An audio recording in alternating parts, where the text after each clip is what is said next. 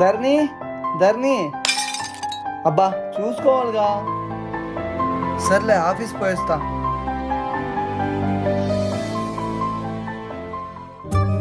అక్క ఏంటక్క మట్టి గాజులకు కూడా అంత ఫీల్ అవుతున్నావు? ఇవి నీకు మట్టి గాజులు అయిండొచ్చు, కానీ ప్రశు నాకెంతో ప్రేమతో కొనిచ్చాడు.